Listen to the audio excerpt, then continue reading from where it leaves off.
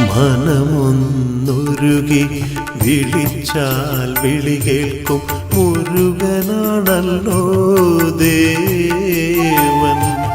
മനസ്സിലെ ദുഃഖങ്ങൾ എല്ലാം അകറ്റുവാൻ അവിടുത്തെ തൃക്കാൽക്കലഭയം. എന്നും അവിടുത്തെ തിരുനാമം ശരണം.